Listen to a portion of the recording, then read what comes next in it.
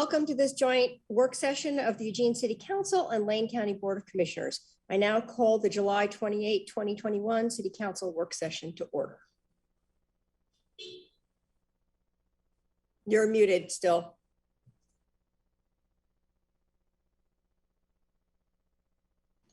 There's always one, and I hate being the one. Ditto to what Mayor Venus said, and I now call the July 28, 2021 Lane County Board of Commissioners work session to order. Oh, gosh. All right, sorry. I continue to be having problems with this. Sorry. That's okay. That's why I don't follow the script. I'm coming. Okay, here we go. Thank you for joining us in this remote meeting format we're using as our state and community recover from the COVID-19 pandemic. This format enables us to meet and take care of business while keeping everyone safe. For work sessions like this one, where there is no opportunity for public comment, those wishing to access the meeting can do so by watching the live stream available on our website, the broadcast on Comcast Channel 21, or by calling into one of the phone numbers listed for this meeting on the public webcast and meeting materials web page. And as always, other forms of communication with me, the city councilors, and the commissioners are available, including email and voicemail. Thank you again for joining us. And then with that, I am turning it over, I think, to the city manager.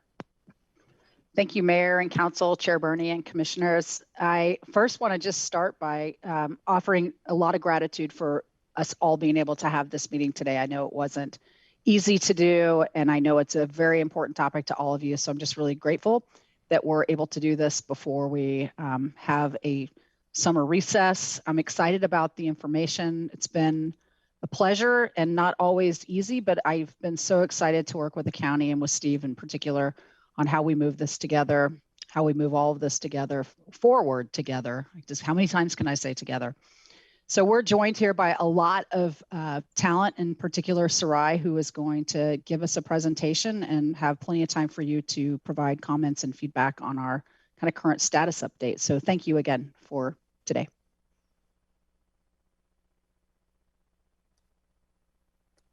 Thank you. Do I take it away now, or am I stepping on a procedure?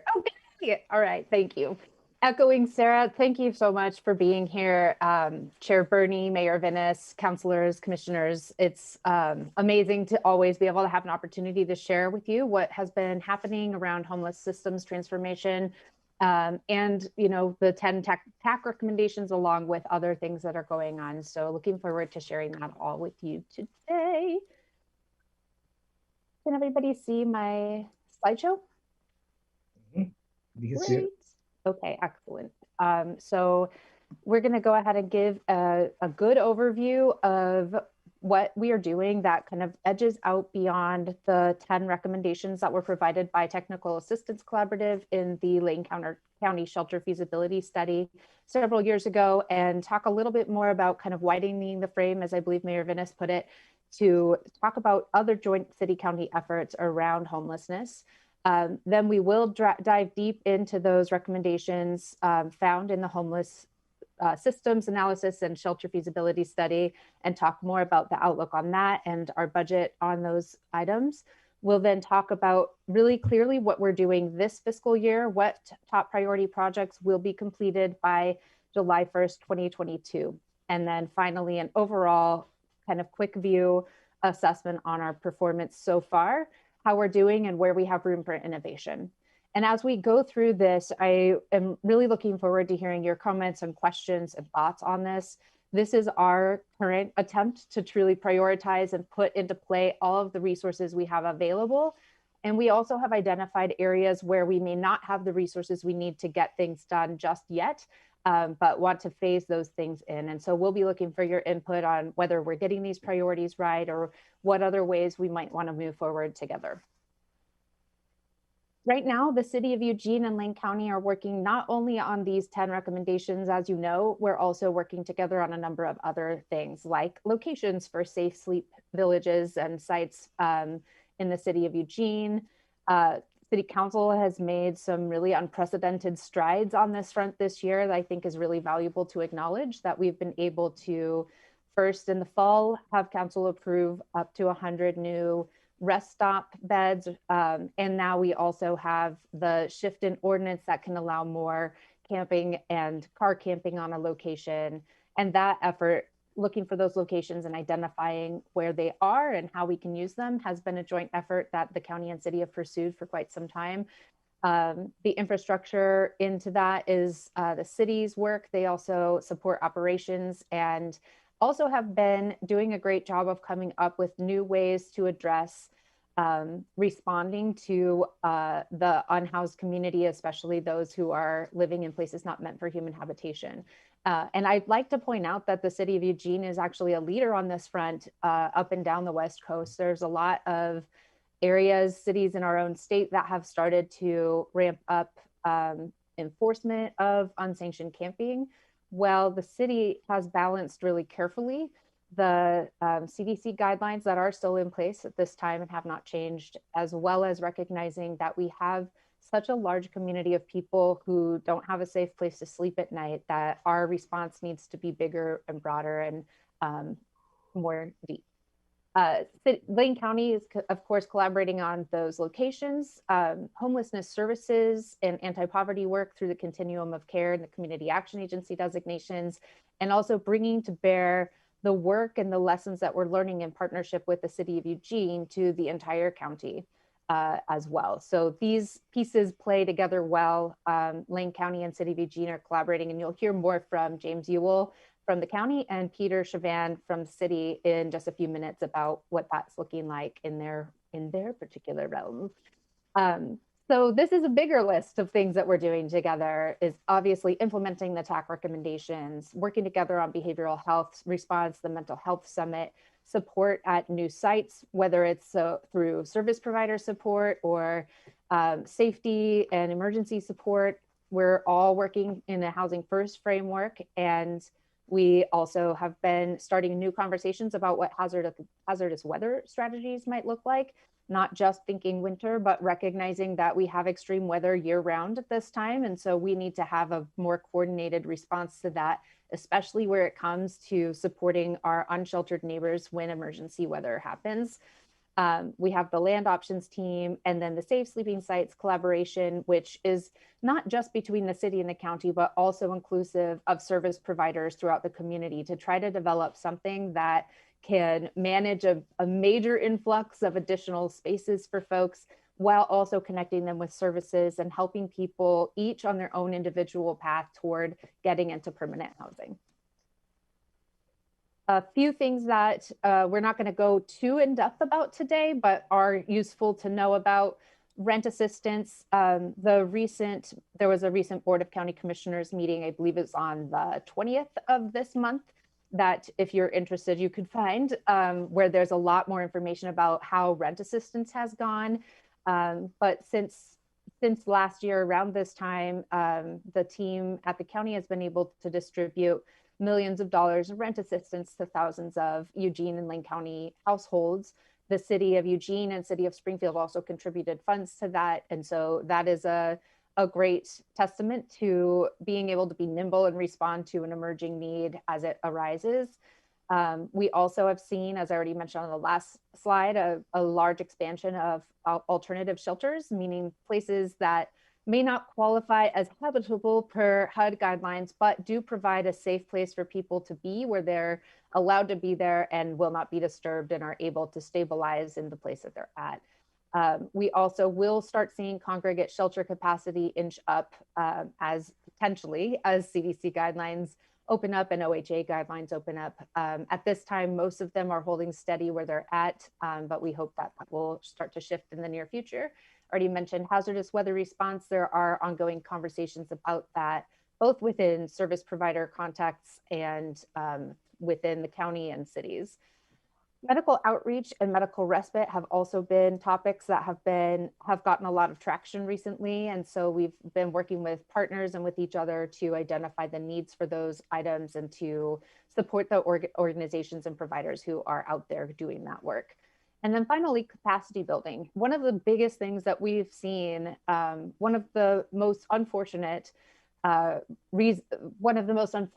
guess, results of the COVID-19 pandemic is that our response to needing to create more non-congregate shelter and create different interventions in a pandemic winter unlike any we had ever seen before, we have really taken capacity of all of our service providers working in homelessness to the edge, to say the least, and in some cases, maybe a little past the edge. So we'll talk about that when we get to our rapid rehousing topic. But one of the things that we do have is some funding and some plans to support capacity building for our nonprofit partners. And that is a work in progress, but we really do need to have that as a high focus for sure. Orient us to where we are in this process. Right now, we're in year 3. So the joint elected officials adopted the homeless shelter feasibility study, Lane County Shelter Feasibility Study in 2019. And now we are operating within our 3rd fiscal year. It's also just worthwhile to note that this is the fiscal year in which the intergovernmental agreement between the city and the county will need to be revisited and potentially renewed or adapted for the next few years. But this is actually kind of a good moment for us to take a look and step back for a second and see what is it that we need? How do we want to work this between us and together? And this is an adaptation of a chart you've seen most of the times. Staff has presented to you about this. This is our homelessness systems transformation 5-year implementation plan / implementation framework. And so giving you an update on this, I think is valuable, and it's sort of one of our guiding places of what did we think we would do versus where are we now. So in alternative shelter, when we first started this, we expected that we would expand services in fiscal year 1920, which we did. That was an expansion of beds at dusk to dawn primarily, and I believe went from about 120 to 225, and in some parts of the year made dusk to dawn go dawn to dawn. So that did happen. Of course, in 2021, we ended up having to pull back on that instead of maintaining. So that's why that's yellow, because it's like, oopsies, that wasn't really because of anything we did wrong. It's because COVID-19 hit town, and it wasn't possible to maintain that level of beds because we had to really adjust for physical distancing requirements to try to keep everybody as safe as possible. So that's where we ended. We didn't quite maintain all of that, but we were able to replace most of those alternative shelters from dusk to dawn with hotel, motels, pallet shelters, and some other of the creative non-congregate approaches to sheltering last year that we were able to implement. In fiscal year 21-22, which is where we're at right now, we had it, we expected to taper those services down because we did expect the navigation center to take up a bunch of the folks that maybe could leave dusk to dawn and come over to the navigation center to move toward housing quicker. In reality, I think we've all recognized over the past year that our unsheltered homelessness numbers, the number of folks who are living in places not meant for human habitation, has expanded greatly and is something that we really have to address in a different way. And so this year, we're expanding services again through the city's safe sleep sites and through other efforts. And then in 22, the next fiscal year and the fiscal year after that, 23 and 24, we have it on here to adapt. And so what we want to do is calibrate the right number of alternative shelter beds to make sure that everyone in our community has a safe place to sleep, while also recognizing that alternative shelter isn't the final step for us. What we need is a place now, and then we need to be able to open up that pipeline into housing, which will require building more units and some other things, but we will get there. It will take some time. And then we have our low barrier shelter / navigation center. So in fiscal year 1920, we were supposed to site and design, but you'll note that I kept this green and then I crossed out design and put design in 21. And then we were supposed to build it last fiscal year. Of course, because of COVID-19, that wasn't something that was able to happen. So what we did do, of course, as you recall, is the county was able to purchase the building at 100 River Avenue last year and used it as an alternative care site for isolation and quarantine for folks who couldn't do that in their home during COVID-19. And now in this current fiscal year, we are building it and will be operational by July 1st of 2022. So we meet the requirements of the state of Oregon to receive the funding that they put on the table for this project in Eugene. So that is on track now, although we had a sort of slower start to it than expected. I think we'll be able to make up for lost time, and we will begin operation in the next fiscal year. Permanent supportive housing. This one is also, I just want to note that I've sort of shifted. We had been reporting on the units that were planned in any given year. And so we had 50 that we counted MLK Commons or Commons on MLK. In that, what I think is more helpful, and this is mostly for my own ability to help us get to this goal of 350 units, is to count those units in the years that they are finished and leased up. So that's the difference here. So we've taken this 50 units and then we'll have to distribute them throughout the rest of this time, but I think we'll be able to catch up. So in fiscal year 2021, we had MLK come online as well as Market District Commons. So that had 15 PSH units for veterans. And then of course, Commons on MLK has 51 units for Fuse clients, frequent user system engagement folks. In fiscal year 21-22, right now, we're looking for, we wanted to create 75 units by this time or during this year. Right now, we have 15 in the pipeline that will be opening in the next few months. That's Keystone, which is PSH for families. It's the one that's located at 13th and Tyler near the fairgrounds. So we aren't up to 75 yet this year. So we're gonna have to continue to build out this pipeline. We may be a little ahead of the curve for next year, though, where we have 75 units planned, but we will be bringing 95 online, most likely. So we have the Nell, which is beginning construction very soon.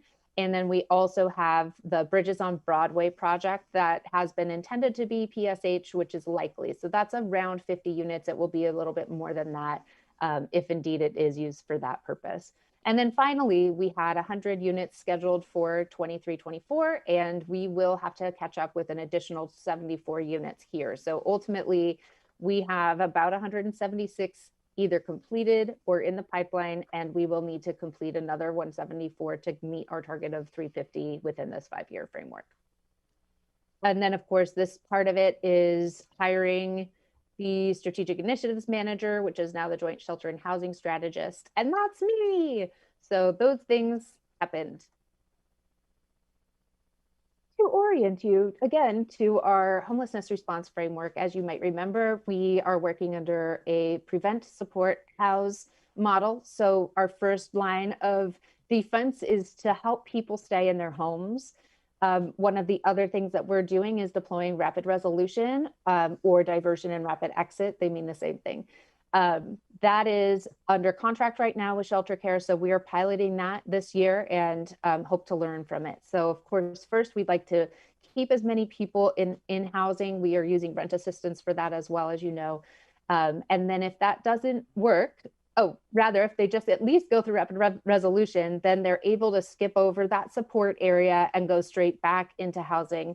So whether it's diversion and rapid resolution to help somebody get a bus ticket back to where they're from or where their family is, or to, get into some decent shelter or a place to live right away, or if it's rapid rehousing or permanent supportive housing, then these are the ways that we're trying to help people get housed as quickly as possible whenever we can. And then, of course, when we are not able to totally do that and someone is experiencing homelessness, we are also bolstering our support. And so that's things like the city's planned day center, the low barrier emergency shelter, the alternative shelters we're working on, and other services. And these are also connected to our big goals of making homelessness rare, brief, and one-time or non-recurring.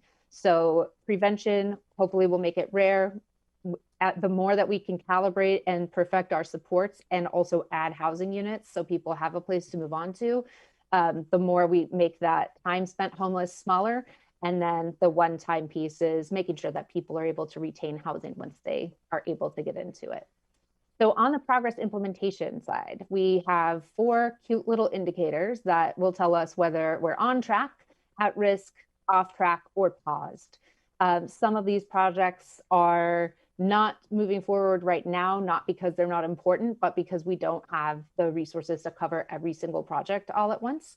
And I keep saying project because what I'm seeing with the recommendations provided by Technical Assistance Collaborative is that each of them in itself is a project, and some of those projects are interdependent on each other. And so we've done our best to connect in which those are. And luckily they tend to fit underneath their kind of prevent, support, or house category. First, we've got expand diversion and rapid exit strategies or rapid resolution. The recommendation was 6 FTE diversion specialists. Currently, there are 3. We have $50,000 in annual diversion financial resources and have already provided training and coordinated service at shelter entry points. So I believe 6 nonprofits participated in a training by an outside provider, which was great. And our goal ultimately someday will be to serve 500 households with this annually. In this moment, we are not quite there, but we'll get there soon. So then we've got a budget of about $261,000 for this from Lane County. We also have support. We're going to talk about these projects a lot more in the next few minutes. So I'm going to keep this part brief, but essentially here is our support efforts, adding low barrier shelter, coordinated entry, street outreach, and training to ensure implementation of best practices. So all of those have funding. This 187 is actually funding that remains to be seen for coordinated entry changes, but we are continuing to work on all of that too. So these projects are all on track, and you'll learn more about most of those in a minute.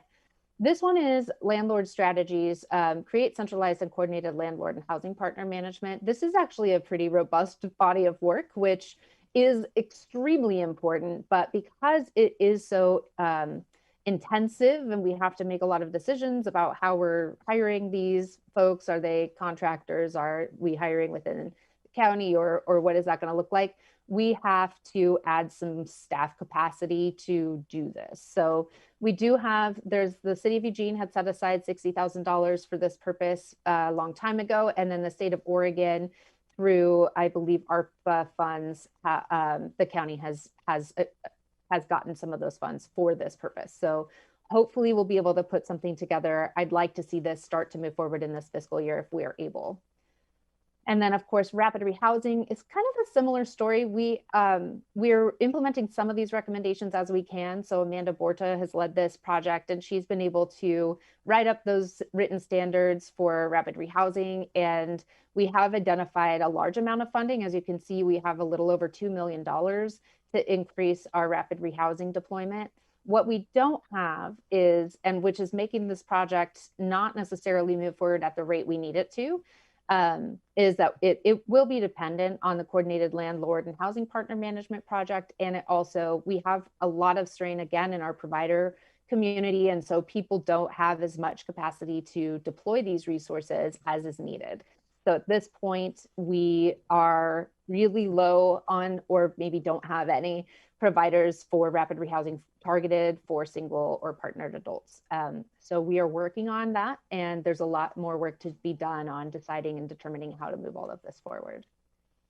Under housing, we've got expand and increase utilization of tenancy supports. That's partly going in tandem with rapid rehousing and implement effective move-on strategies. And move-on strategies, we've mostly kind of set aside for the future once we've got landlord work, rapid rehousing, and tenancy supports all done together, because they all do fit really well together. And then finally, we have our PSH. So this is a count, you have this in your slide deck as well, of exactly what we're counting on that, and again, what we still need to do. So this year, what we're working on is 3 projects. These are all really interwoven. So as we're moving these ahead this year, we're keeping in mind that they all need to work together. So we have coordinated outreach, coordinated entry, and the navigation center. And I'm going to invite James and Peter to the scene to give you a little bit more information about each of those things. Good afternoon, everyone. This first section is going to be a little bit of a review for the commissioners that are on the call from the board meeting last week, but just wanted to give kind of a brief overview of what street outreach is, and HUD really defines street outreach as its role being to engage unsheltered folks who might not otherwise seek assistance or come to the attention of a homeless service system. And street outreach really ensures that people's basic needs are being met in order to support them along, the pathway towards housing stability. So if you kind of think of, Maslow's hierarchy of needs, to really get to a point where they're able to be housed, we need to make sure that their imminent basic needs are being met. Street outreach is often, the first point of contact for folks entering into homelessness. And so it's really, I see it as one of the most important interventions within our system. Core principles of street outreach really should always include meeting people where they're at.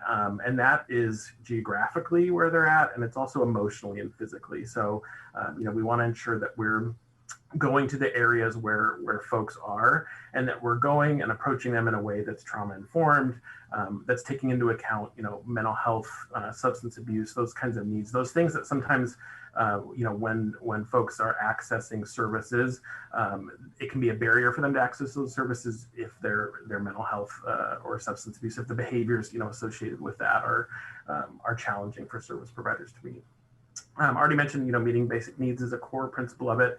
Really being respectful and treating everyone with dignity. Building a rapport on street outreach is probably the key piece to outreach engagement. A lot of the folks that outreach is coming into contact with are not accessing the traditional services, and it's often because they're weary of service providers, they're weary of the government, they don't want to be, they want to be off the radar. And so to be able to have those conversations about goals of housing stability, there has to be a relationship built between the outreach worker and the individual, and that can often take time, and it also takes really skilled outreach workers to be able to do that. So that's kind of an overview of what outreach looks like. Our current efforts, here in Lane County, we have two teams that are staffed by at least partially by Lane County employees. So the first one is our coordinated entry outreach team. That's currently a 2.0 FTE team, although we are looking to add an additional FTE this fiscal year. That team focuses on individuals that are currently on the coordinated entry housing list. So folks that are waiting to be referred to a housing program. And our outreach workers work really closely with those folks to help them identify what the barriers are to getting into housing, and really to ensure that at the time they're referred to a housing program, they have the documentation they need. So ID, verification of income. For some programs, it's requiring verification of disability. So the goal is really to ensure that we are getting folks housed successfully and in a shortened length of time.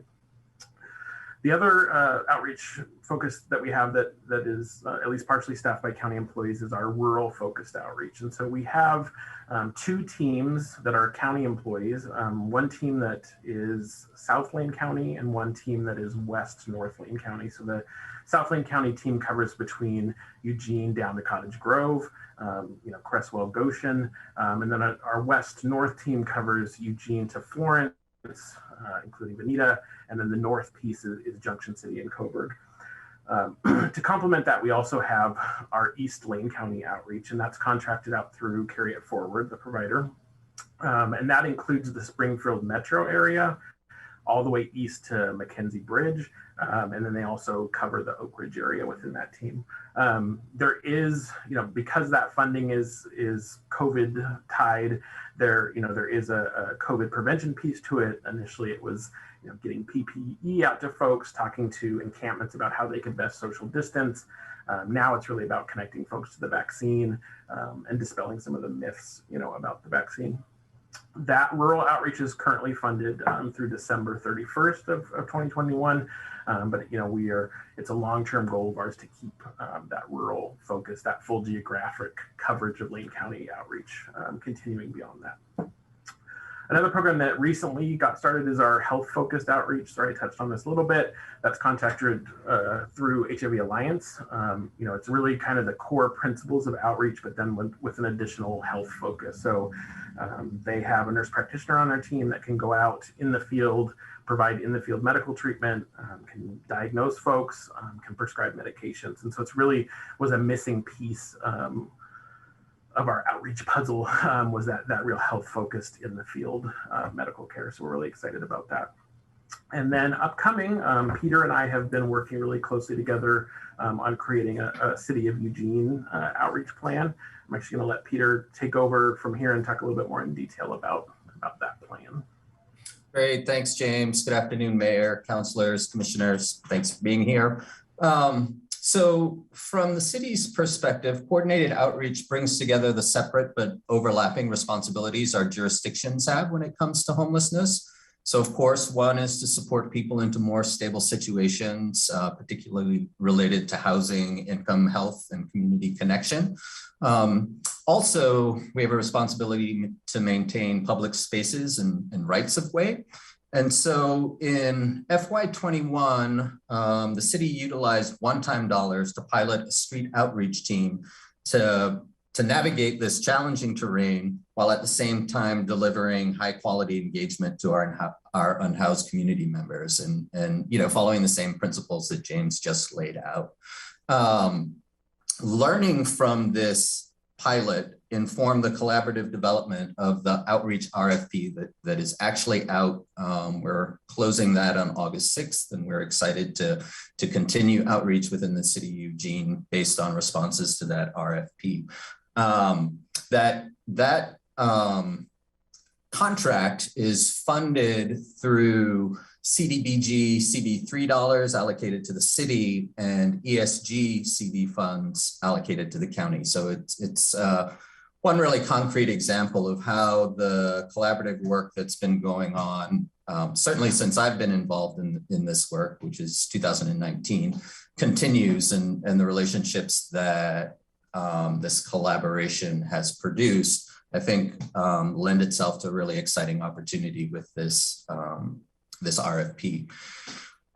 Dispatch of this outreach team will be a collaboration with James, the county's outreach coordinator, as well as city staff. We're looking to bring on a camping response manager who can help us identify high priority areas where outreach teams can be successful. Again, engaging folks where they're at, trying to understand what their immediate needs are, and help folks think about, okay, what's the next step for you in your journey to increase stability.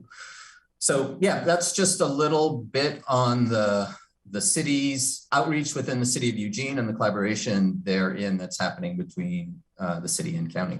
With that, I'll pass it back to you, James. Really quick, if I can just insert, not to interrupt you, James, sorry about that, but we're really, we've hit time. And so I just want to be conscious of that. So our overview on this will be relatively quick, and then I'll probably need about 5 minutes to complete the rest of the presentation, if that's okay.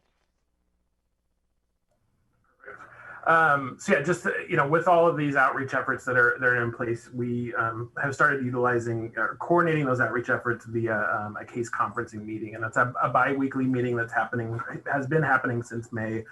It's a convening of all of the providers in the community that are providing outreach. And it's really a way for us to coordinate and to focus and make sure that there isn't a duplication of services happening amongst providers, and that we're really ensuring that those folks in the community with the highest vulnerability are the folks that are being prioritized and then referred to available housing options.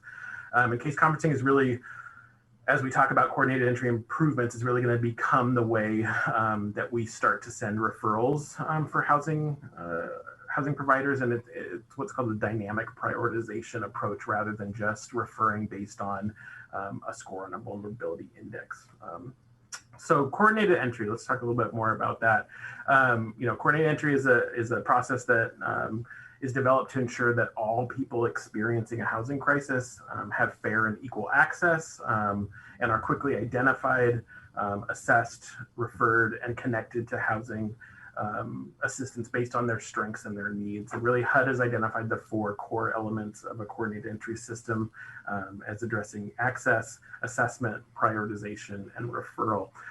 So with our current coordinated entry process, folks access coordinated entry via what are called front door sites. And so those are several social service agencies located throughout the community where individuals are referred to go and have an assessment conducted.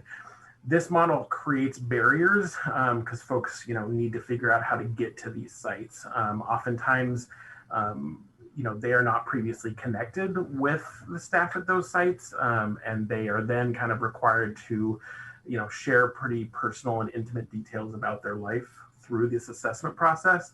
And it's really not a trauma-informed way of conducting the assessment. So our goal moving forward is to really move towards a system that's accessible to anyone in the community at any time.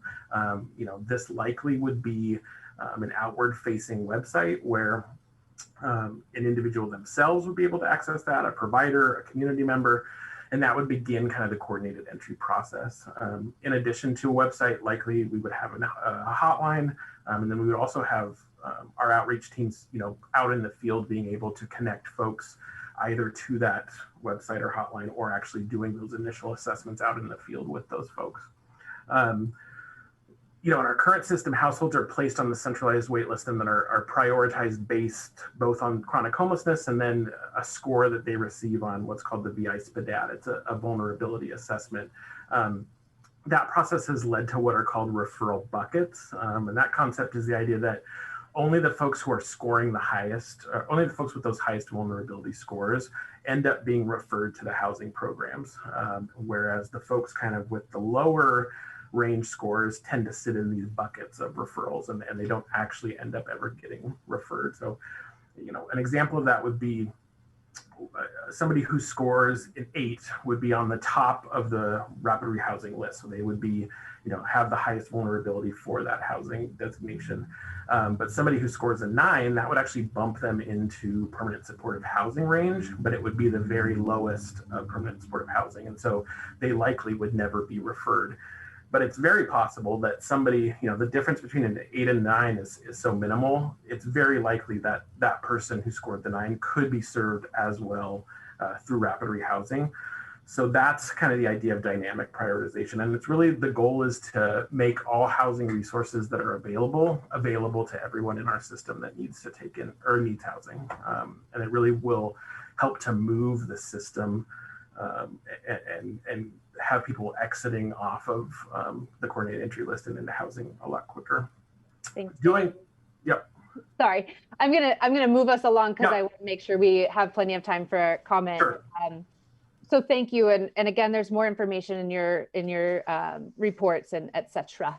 So the Navigation Center Low Barrier Shelter, of course, is a long-awaited project and it is underway. We're in a really tight rhythm right now. We are working with Pivot Architecture and KCL Construction on the architecture and engineering part of this building. And so we are moving at a pace where we're meeting every single Monday, getting decisions made as fast as we can and continuing to move it forward, working within cost constrictions and also especially a time constraint that is imposed by the state of Oregon as a condition of receiving the $5 million they allocated to this project. So this building and the program will be up and running by on or before July 1st, 2022. So we are working that really hard. And then the coordinated outreach and coordinated entry pieces of it all feed into how the referrals will work for the Navigation Center, making sure we're prioritizing the right folks, and then helping match them with available housing opportunities as they arise. The basic portfolio timeline looks like this. Those are some of our milestones. You have a copy of the slides. So I welcome you to take a look at that. And if you have questions or are interested in the details of our Gantt charts, feel free to let me know and I'd be happy to explain a little bit more about it. So looking at our status overall, as far as progress and implementation and kind of what we're doing, for prevent, I'm adding rent assistance in here because it is a big body of work that is happening within the Human Services Division. And so that is part of keeping people housed. Right now it's on track and it needs a bit of attention just because in diversion and rapid exit, we're really doing our first try at that. So we will have some tweaks and adjustments to make as we go, I'm sure. On support, the Navigation Center, coordinated entry, coordinated outreach, as well as training, all are on track. So that body of work is looking pretty good right now. We also, of course, in-house have landlord strategies, rapid rehousing. Rapid rehousing is a yellow because we do have things that we need to work on, as I mentioned before. And then we've got tenancy supports, move on, and PSH moving forward at a pretty good clip. So overall, some of these projects, really the majority of these projects are stalled and or need resources. So it's going to be a bit of work for us to get there, but we, want to be honest about that and take a hard look at what we're doing and how we're prioritizing. So thank you so much. I'm going to stop sharing and turn it back over to you, Mayor Venus and Chair Burney. Thank you. I don't know whether did the city manager, do you have any closing comments that you needed to make? No, I think that Sarai did such a great job on that, and I just look forward to the conversation. I may at the end of the whole deal. Okay, great. So as you all will remember, the way we operate these joint sessions, we'll alternate a city councilor to county commissioner back and forth. Everyone will have 2 minutes for the first round. And when we get to a second round, if we have time, you'll get 1 minute for your second round. And so the first person I have on the city council list is Mike. So Mike, take it away. Thank you, Mayor. Thanks, Sarai, for that presentation. The actual presentation itself was laid out in a way that made it very easy to understand, and it was incredibly well done. Thank you very much. Just a few questions. James, you mentioned a lot about the outreach work. My first question was, where do you usually conduct outreach? Where do you usually engage people? It really depends. I would say, the goal is always to engage them where they are at and where they're staying. So it's actually going out in the community. Our teams often will go out just on foot and walk through a community and try to engage folks that they come into contact with. We also work really closely with providers, especially in the rural areas, because rural homelessness looks a lot different. So we build relationships with providers that then kind of tell us, and law enforcement as well, they'll let us know where there's an encampment or where they're seeing folks congregated. And that's really my question. Do you encounter most folks while they are camping in an unsanctioned area? We encounter most folks when they're camping, whether or not it's an unsanctioned area. I think it's a mix of both. What would you call the percentage of those you encounter camping in an unsanctioned area? I'd really have to ballpark probably 70 to 80%. Well, sounds like a lot of them. Sounds like most of them. Can you tell me, you expressed that many express weariness to engage with government. There's trust issues. There's reasons for that. What percentage of those you engage express weariness? I really couldn't attest to that. I don't know. I think, it's a common kind of, HUD has identified that, across the country as being sure. a barrier. I couldn't say definitively a number. Is it most?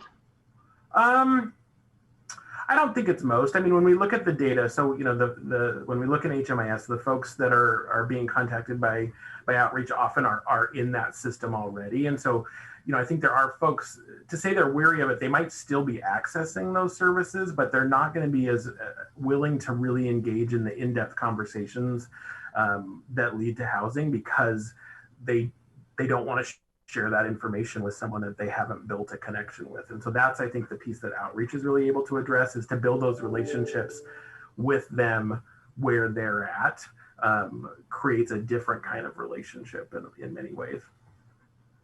What I'm trying to get at is subtly different.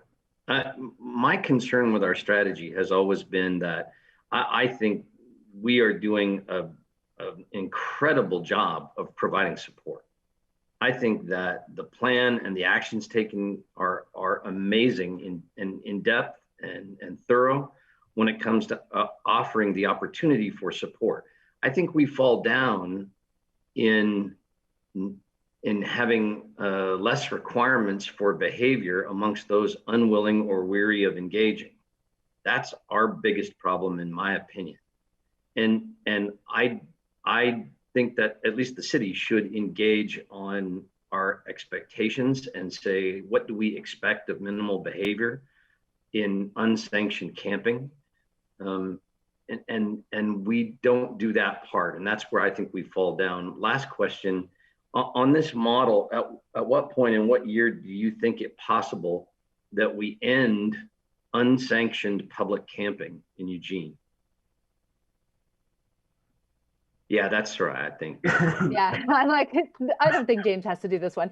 I think that our reality is that there isn't a simple equation to say by this time we're going to have no more unsanctioned camping or no more homelessness in our community.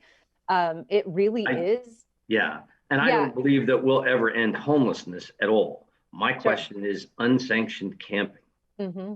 Right. So I think the broad answer to that is when we have enough places for people to go that are safe for them to sleep and they're allowed to be, then the enforcement of unsanctioned camping can become a thing. And so right now, what we really have to look at is what is the opportunity for us to create space for people to go? And this is largely because of the Boise decision and also because of the reality that we simply have underbuilt housing by the tens of thousands for decades. Mm-hmm. And so there are just not enough people for everyone who lives here or wants to live here to be right now. I'll address that in my second round. Thank you, Mayor. And thank you, sir, James.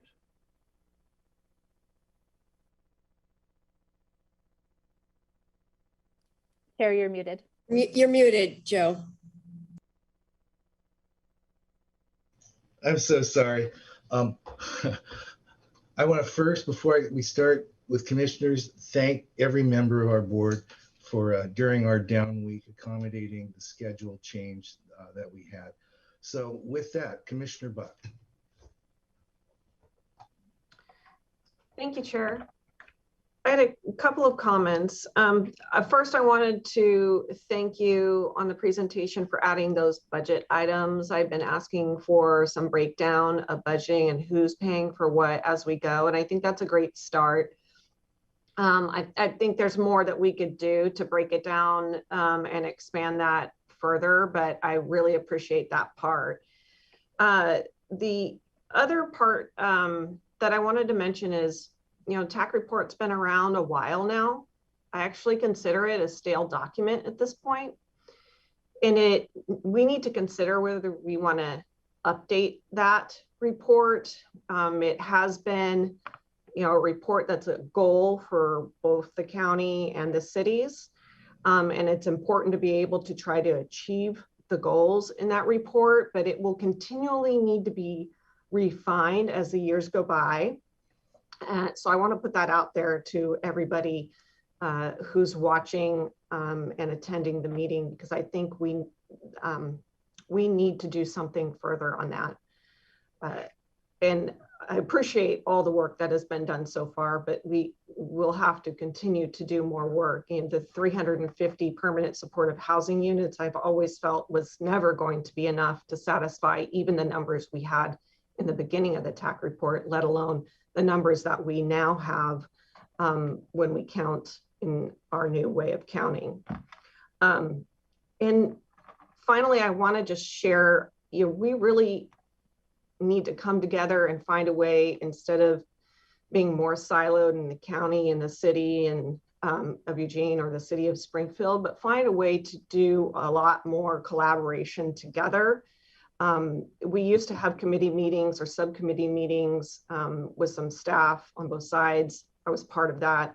And I really like to see that continue and find a way where we can come together as a group, not just these periodic meetings, but in an ongoing way to ensure a regional approach as we continue our work on the unsheltered. Thank you. Thank you. Randy. Thank you, Mayor, and thank you, Sarai, James, and Peter for an excellent presentation. I think that was a great background of what we've done and where we're going. I agree with Commissioner Buck that we need to do more interagency collaboration on this and other things. I want to thank James for referencing Dr. Abraham Maslow's hierarchy of social need or progression. I think it's a great framework for how we approach our unhoused challenges. I also want to say that I've spent a considerable amount of time out in the community, especially West Eugene, where my ward is, meeting with people, speaking with the unhoused, speaking with the businesses, speaking with the workers and residents in the area that are also impacted by this. And I think as we develop our strategies and employ our tactics to accomplish this work, that we need to make sure that we are taking into account not just the unhoused, but the whole community and how it is impacted. I think that's important for our community to be accepting of this and also supporting the work. I'm interested in trying to think proactively and getting back further in the pipeline. I know there was a lot of talk about rapid rehousing, but what are we doing to try to help those who are about to be evicted when the moratoriums stop? How do we prevent more people from being introduced into our unhoused community? I'd love to see if Steve Manella, if you would like to speak to that. Right now, our primary intervention is rent assistance, and Steve knows a lot more about that than I do. So, good afternoon, City Council and Board of Commissioners. I'm Steve Manella, the Human Services Manager at Lane County. We're in the process of deploying $47 million worth of rent assistance throughout the community with community partnerships with a number of nonprofits and Homes for Good, the housing authority. Also, there's been a landlord partnership program operated by the state of Oregon. And then we will get another tranche of Department of Treasury funding that came through the RL legislation, both locally as Lane County and the state, that will probably be around another $25 million. And we have put in place, taking from some of our COVID efforts with our public health division, we've put up some pop-ups and doing outreach with various groups at various locations in the community in order to enroll people. And we have both a phone number that people can call and landlords can call, as well as we have a website and access for people who can access by web. We also have walk-in capacity at all those community agencies that I mentioned.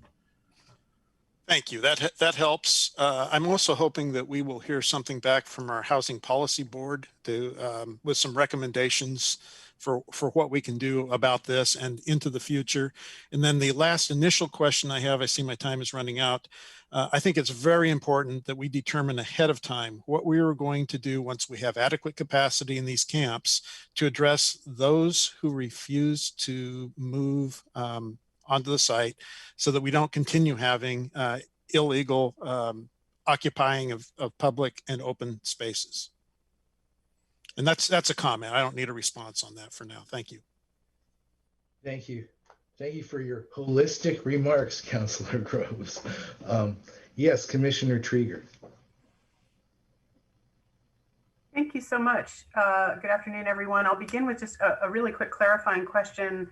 Sarai, the number of diversion specialists, you have 3 of 6 FTE. Are those City of Eugene, Lane County, some of each? Can you share that? That's my quick question. Yeah, those are actually shelter care staff. So there's 2 full-time and 2 part-time staff associated with this contract. Contract through Lane County? Yes. Thank you. Now my longer question, picking up on Commissioner Buck's comment about the TAC report. I think it's still a useful basis, but I agree it's a bit of a stale document. First of all, just time-wise, but second of all, COVID, displaced wildfire survivors, racial reckoning and the strain on staff at both our organizations as well as our service provider community cannot be underestimated. And the thing I notice that is a glaring omission from the TAC report to me is staffing resource and capacity, specifically the human capital, the human infrastructure that it takes to actually accomplish the work, whether that's with our community-based organizations or our own organization staff.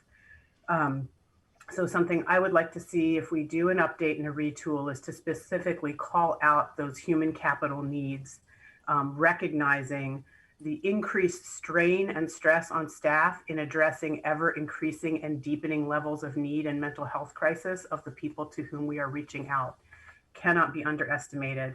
And workers' own challenges with workforce who are themselves affected by COVID or wildfire displacement and racial injustice in our community that they're experiencing. I just think it's a huge gap in the report of our capacity and our resource and our infrastructure.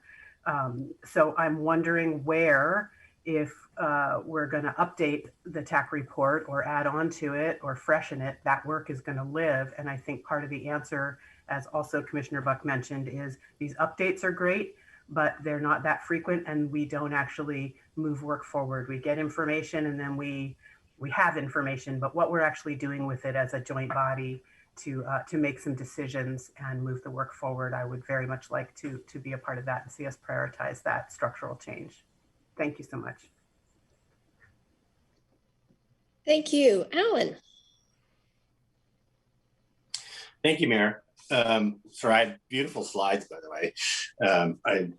They were visually very appealing to look at for a really tough, sometimes heartbreaking problem. A great presentation, by the way. I've been working on these homeless issues since the early 90s. This is the most coordinated we have ever been.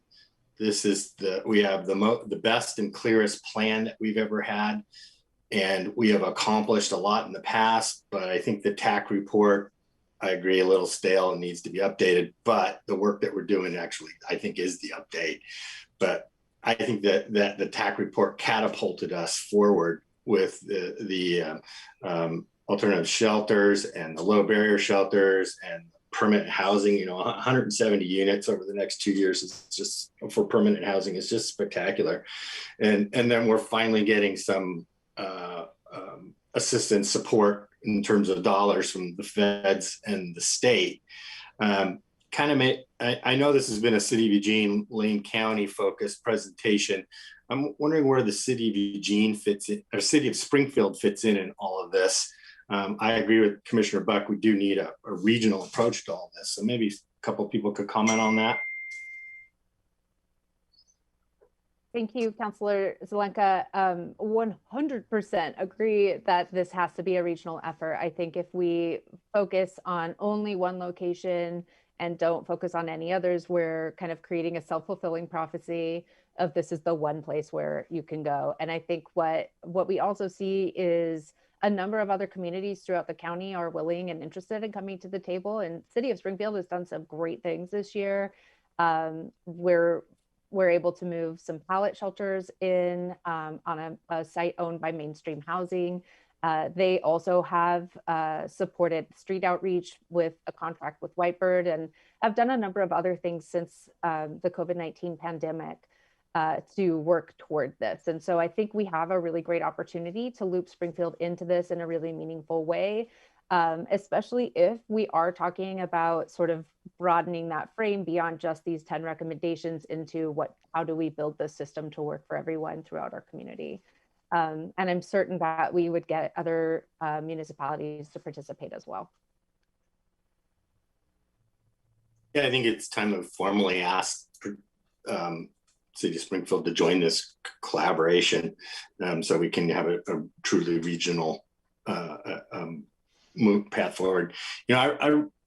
I really support the housing first model, and contrary to some people's belief, this is not a Eugene only problem or Lane County only problem. Every significant city and on the West Coast is experiencing similar stuff.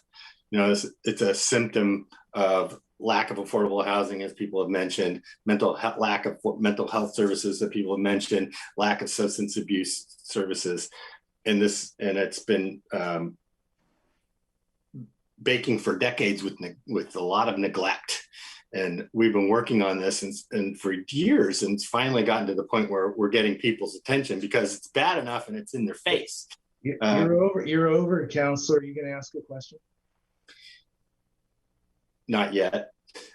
So I'm glad to see other people trying to get involved in this. A little late to the game, but if they're interested in solutions, I'm more than willing to have people play with us.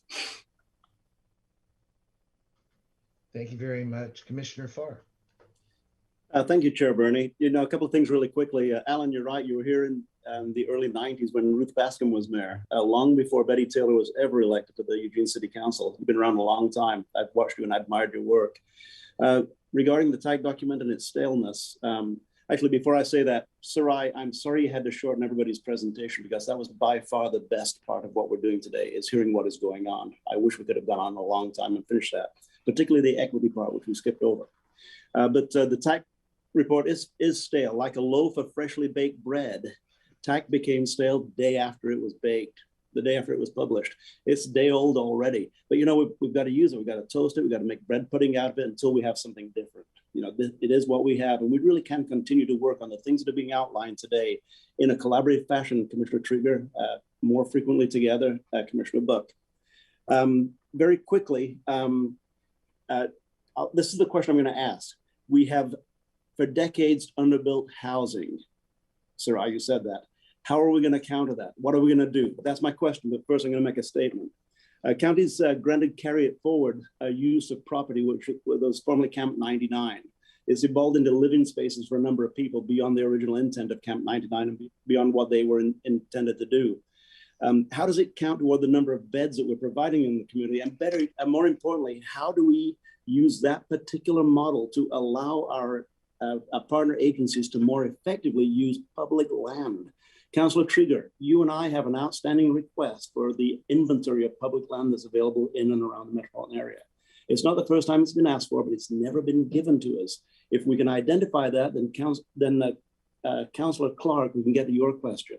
And your question is, how do we emphasize behavior of the people who are camping in particular camps? That's a question that's being asked by a lot of business folks in West Eugene right now. We're all going to be answering that question at some point, and the question is going to get louder and louder and louder until we do something about it.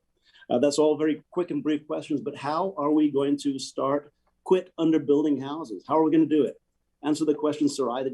You're on you're on the grill. I know there's no answer for it, but that just is rhetorical. What are we going to do? Thank you.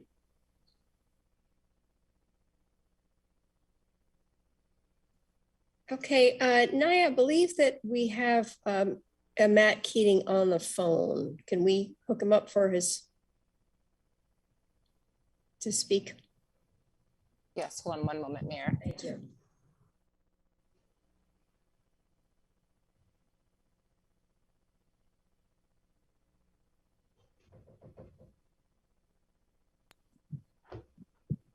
Councillor Keating. You should be able to talk. Great. Thank you, Naya. And thanks, Mayor, for the opportunity to participate in today's collaborative work session. Commissioners, thank you for joining us, and thanks for allowing me to participate telephonically. I wanted to hone in on a couple things. Well, three things in particular. I agree with Commissioner Buck and others who stated that refreshing the TAC report is paramount. And Monday evening, our municipal judge, our police auditor, and our city manager presented us with a matrix for tackling police recommendations from the ad hoc committee on police reform. And that particular matrix could be a worthwhile model to explore TAC 2.0. The other thing I want to talk about is removing barriers.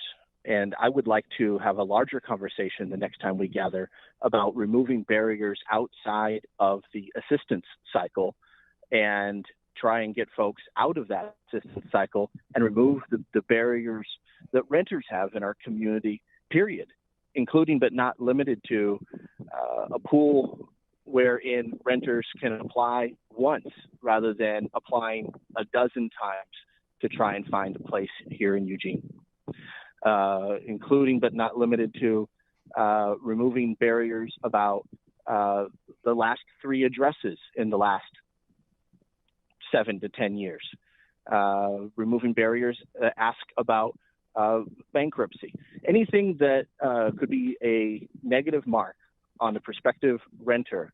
I would like our 2 bodies to explore creatively with our statewide partners and what we can do right here within our own municipality and within our own county to allow folks to have access to capital A affordable housing and housing that is small a affordable. And finally, I want to thank county partners who stepped up just 2 weeks ago at the spike of the heat dome event to allow for cooling centers and emergency respite. And I'm thrilled that the conversation will be a centerpiece of our next Human Services Commission meeting. But I think we need to talk more openly about I'm just calling, just back of the napkin, a reverse Egan approach that allows for cooling centers throughout our community, whether it hits 100 degrees, and what those cooling centers look like throughout Lane County, and how we take the cooling center approach to the folks most in need. So in addition to having community centers and the library and the rec center and Lane County Fairgrounds, how do we go where people are so they don't have to leave their belongings and help our most vulnerable community members who are on the streets, who suffered most recently in the last heat dome event. There are hundreds of Oregonians who perished, and I'm not necessarily clear on how many folks suffered heat related events here in Lane County. Yeah, you're way over. I apologize. My apologies, Mayor. I totally. I can't. You Mayor, can't see it, and it's my fault apologies. because I wasn't watching. I apologize. I won't take a second round, Mayor. I just want to say thanks, and I'll listen to the rest of the meeting. Thanks. My apologies. Thank you, Mayor. I didn't know how to do that gracefully. I guess I'd like to make a couple of comments. And the Eugene City Council members will see that I'm often in the minority. I don't think the TAC report is stale. I actually objected to it in my first meeting as a county commissioner 2.5 years ago, when I learned that it did not even incorporate the homeless students each school district was reporting in terms of the assumptions and the data upon which a strategy was developed. I really also want to say I appreciate the incredible passion of staff trying to make this work. This feels so government-y to me. And I think that in many cases, we need to build up people, not build up systems. I understand that systems support people, but even Mr. Councilor Keating's remarks talking about not demeaning people, again, if the principle is empowering people, not necessarily systems, unless that's a step to empowering people, that I'm just providing that one piece of input. I have to say this, forgive me, but I actually didn't like what I perceived to be arrogance in a remark saying that we should get the city of Springfield as part of this. The city of Springfield has had ADUs for a long time now and waived system development charges. In the city of Springfield, I was proud to participate in ensuring that 86 families at the Patrician Hotel, Patrician Manufactured Home Park, now the Filbert Grove Cooperative, were not made homeless. We prevented homelessness. I think when we go to another entity, we need to take this silo mentality out of our heads and put a partnership mentality into our heads and look at the strengths the different people and entity bring to the table and build on those strengths. Not saying this is our game, come play in it, especially if we're looking at regional cooperation. And finally, and I know I'm over now too, but I won't be over by too long. finally, ultimately, without safe and secure housing, we have to ask ourselves, what's a lot of this intermediary work? What's the effectiveness of it? So I hope that we as a group look at home share as a part of what our homeless strategies is. And my time is up. I apologize. Thank you very much for allowing me to speak. Thank you. Claire. Thank you, Mayor. Well, I was feeling really good about this meeting until a moment ago. So first, I want to appreciate the presentation and all the collaborative work between city and county staff to keep us moving forward on this work. And I will agree with Commissioner Farr that I would have been fine with seeing more of the presentation and having less time for all of us to make our comments. I will say right now, I was very disappointed to have some in this meeting take offense to my fellow counselors' comment, which I suspect was meant purely in the spirit of collaboration and not as a criticism. When the city and the county embarked on this path, the city of Springfield deliberately chose not to be part of the technical assistance collaborative report. That was a decision they made. We respect that decision. And now I understand there's a county commissioner here from the city of Springfield who has strong feelings about this, but this is where the collaboration has brought us to. I want to appreciate Sarai's work and the presentation that points out how important it is to have a single person who has a handle on the various aspects of this work, because there are so many areas that interdepend on one another and intersect. So I really think getting the position that Sarai holds in place was a really critical part of the work. Speaking of interdependency, addressing the issues of mental health is a factor in our ability to reduce homelessness. So I'd like to get more information about the mental health summit that was listed on a slide. And lastly, I raised the idea of formally revising our goals in the TAC, I think over a year ago at a joint meeting like this one. So I agree with the commissioners who have said that we should perhaps do a formal update. Thank you. Mayor, at this time, I know do you have city councilors that have not yet spoken? Only myself, and then we have a second round. So I'll just jump in for a minute and then we can do second rounds.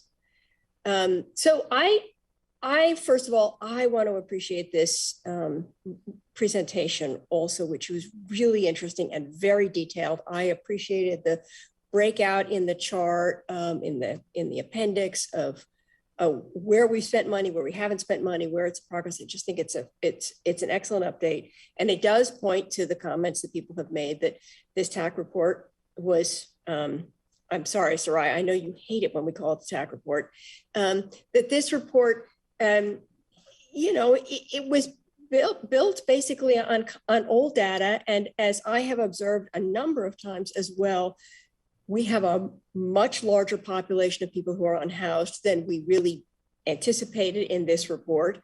And so it feels naive in that way. And I also appreciated the fact that you incorporate all of the alternative strategies that we have invested in over the last year through COVID, as this is part of the ongoing work. And so it points to two things for me. One is that your closing comments about capacity and capacity building, it's staff capacity, it's our nonprofits capacity. In my mind, it's very much, I'm excited about the city's RFP on outreach capacity, and just want to acknowledge that I don't know how, I mean, that is enormous, that we are going to be serving 2,000 people living in public spaces for the foreseeable future. We're just not going to move them through the system that fast. And so it feels to me that capacity is a priority.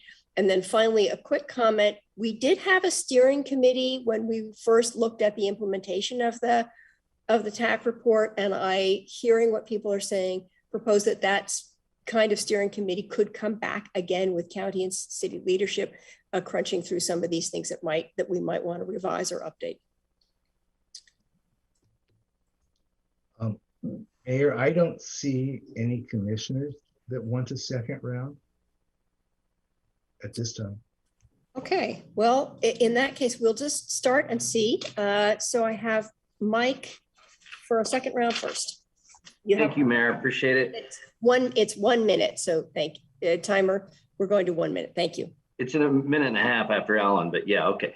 The first thing I want to say is that I'm absolutely not picking on Soraya. I think you're awesome. I think you do fantastic work. I'm so glad you're doing this, but I want to ask the city manager a question. And the reason for the question is, I suspect that others in this meeting, I know I get a question almost every day.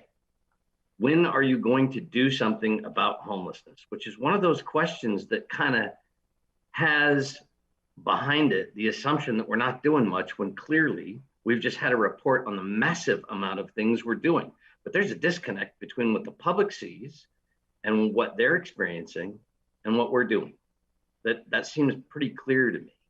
And for me, a lot of that comes from the fact that there's a great deal of unsanctioned camps that don't seem to diminish. So manager, I'm not picking on Sarai, are you okay with that answer, that we're going to have unsanctioned camps for the foreseeable future and it won't change?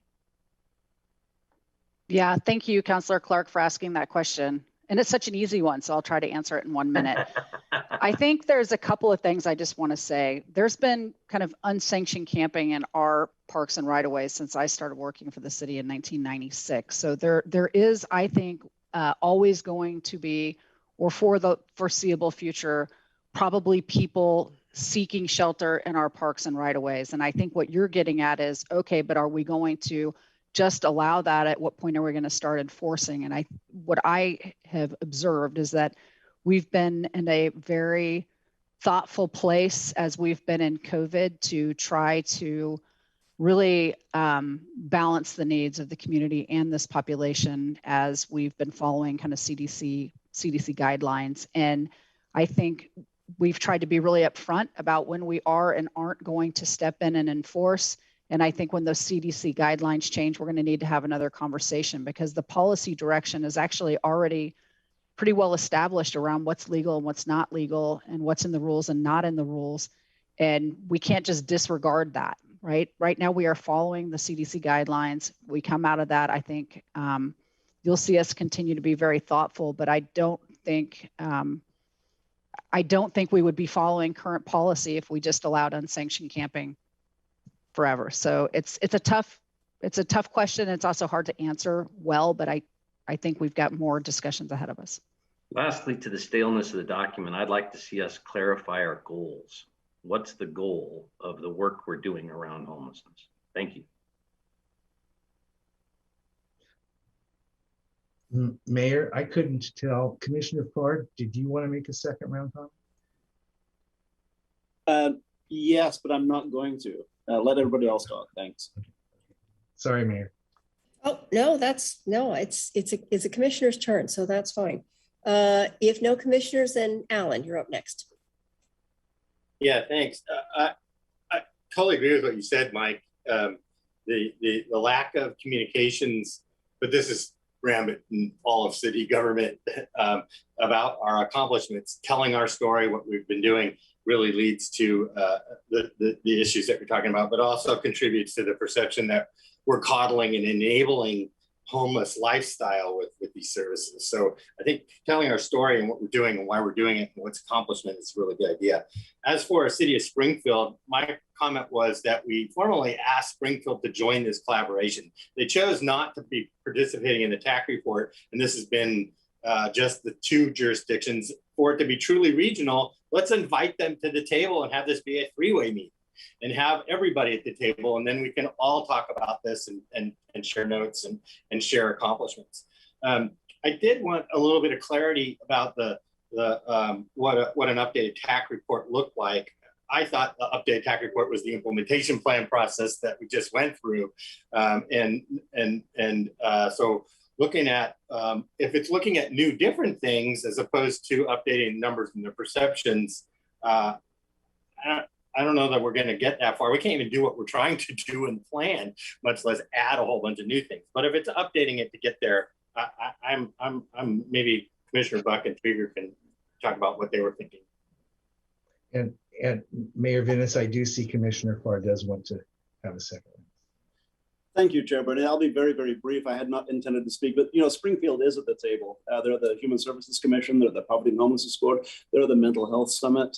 Another Mental Health Summit, I don't often see the city of Eugene there. So really Springfield is at the table, but I think like everybody is saying, it's time for us to really weave together our fabric of collaboration. This is the time we've got to do it. Thank you. Thank you. Claire. Thank you. Well, the one thing I didn't get to say in my first round was around the capacity building for our providers, which Sarai, you said you were going to speak to further, but I think you might have cut that part short. And I would like the elected officials on these two bodies to consider how we might put pressure on our state and federal decision makers to increase funding, such as through HUD, or reconsider limitations on how funding is used so that our local service providers can provide wage increases and other compensation to their staff so that we can have a more stable workforce within these important service providers. So we can't be expected to generate all of those revenues locally.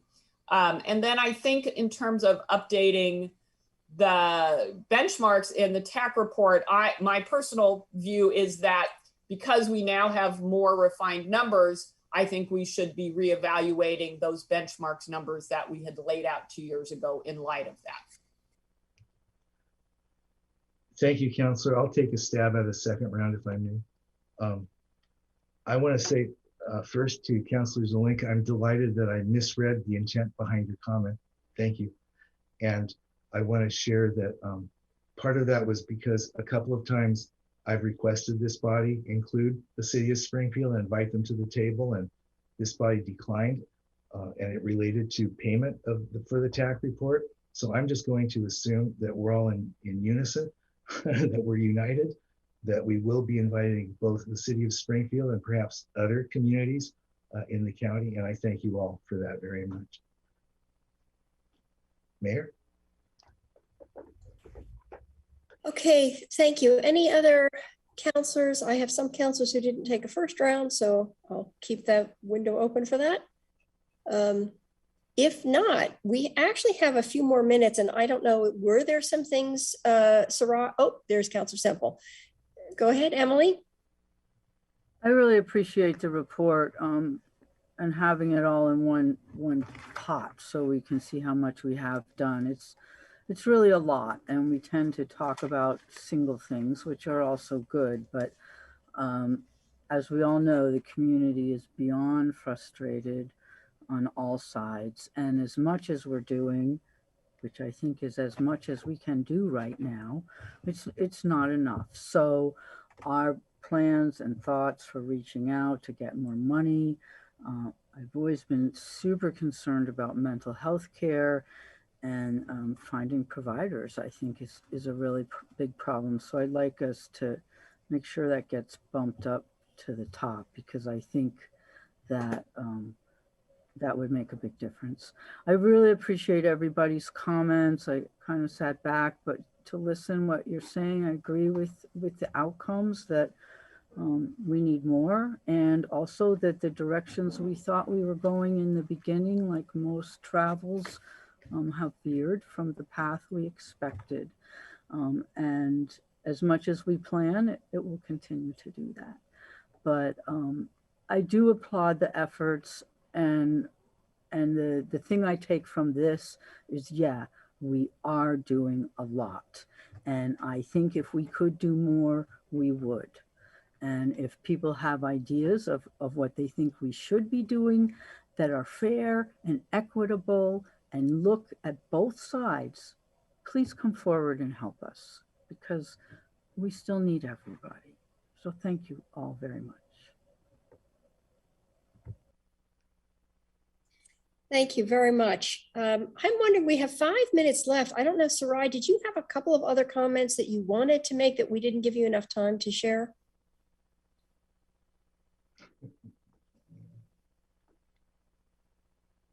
That is an excellent question. I think we covered all of the main things that we needed to talk about. But I mean, ultimately, I would love to just express my thanks for this conversation. And I think you've given us a lot of new direction to consider and think about. So I look forward to getting together with Steve Mokrajski and Sarah Maderi and everybody else to identify some ways that we can move this forward. Yeah, and I think you're right in noting and suggesting that we are looking at an ever evolving animal when it comes to what this looks like in our community and how many people are experiencing homelessness in so many different ways. So I am hopeful that we can work together in effective and efficient ways to move a lot of these projects forward and to engage the community differently. Thank you very much. If there are no other councilor comments, I can formally close the city council meeting and turn to my colleague, Commissioner Burney, to close the Board of Commissioners. Are there any other commissioners that would like to make a statement before we close? Oh, oops, I have a counselor who still has another hand up. But your meeting's over. No, I'm just kidding. Emily, you'll like it. You know, the council is going on our beloved and way looking forward to summer recess break, and we're going to come back even more energetic. And I just want to take the chance to wish all of us and all of you and the city and the county a really happy summer. And if you haven't gotten your vaccine, please do it. Thanks. Thank you. Is your meeting now closed, Mayor? Okay, now I officially close the city council meeting. Thank you.